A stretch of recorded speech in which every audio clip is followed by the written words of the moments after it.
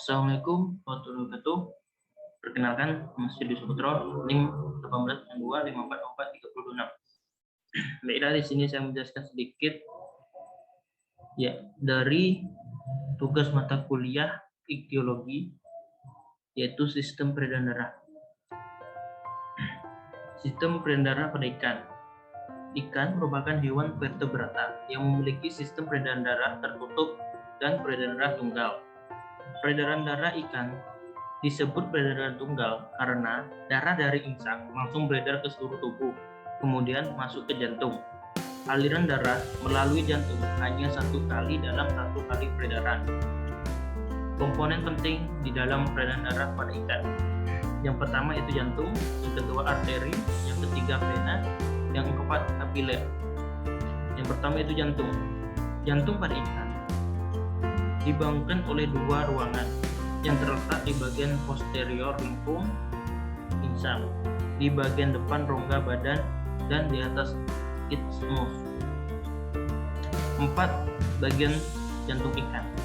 Yang pertama sinus venosus, di mana ruang tambahan atau kantong yang berdinding tipis, hampir tidak mengandung jaringan otot. Yang kedua atrium, ruang tunggal yang dindingnya relatif tipis, terletak arteriol dari sinus venosus.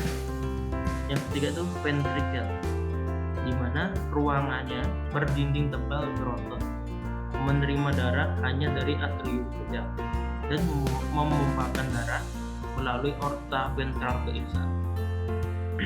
Yang keempat yaitu conus arteriosus. Conus arteriosus berkembang dengan baik, tetapi tidak mempunyai bulbus arteriosus. Selanjutnya itu yang kedua, arteri. Arteri ini itu pembuluh darah yang aliran darahnya menjauhi jantung, atau saluran yang dilalui darah yang keluar dari insang dan menuju ke bagian-bagian tubuh. Saluran darah ini terdiri dari tiga lapisan, yaitu bagian dalam atau intima, memiliki lapisan endotelium dan subendotelium.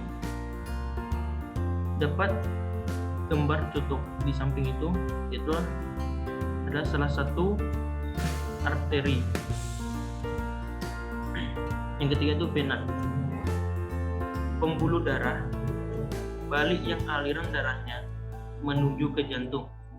Struktur vena sama halnya dengan arteri, namun mempunyai dinding yang lebih tipis dan rongga yang lebih besar dibandingkan arteri pada ukuran diameter yang sama. Dapat dilihat pada gambar contoh di samping itu ada bagian dari vena. Yang keempat yaitu kapiler, bagian percabangan saluran atau saluran darah yang merupakan tempat terjadinya pertukaran zat atau gas nutrien antara darah dengan jaringan sel. Ada 3 macam kapiler darah, yaitu kapiler kontinu, kapiler berpori, dan kapiler diskontinu atau sinusoid. Dapat kita lihat di gambar di samping itu, di bawah adalah ada gambar kapiler. Mekanisme peredaran darah ikan. Peredaran darah ikan mempunyai mekanisme.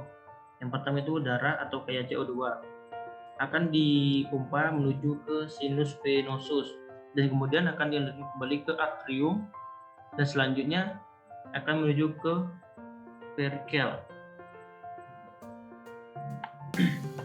dan selanjutnya akan disalurkan ke conus arteriosus dan selanjutnya akan ke insang atau pertukaran CO2 dengan O2. Selanjutnya akan melalui darah atau kayak E2 dan selanjutnya akan disalurkan ke seluruh tubuh. Terima kasih, mungkin itu saja yang bisa saya sampaikan. Saya akhiri. Wassalamualaikum warahmatullahi wabarakatuh.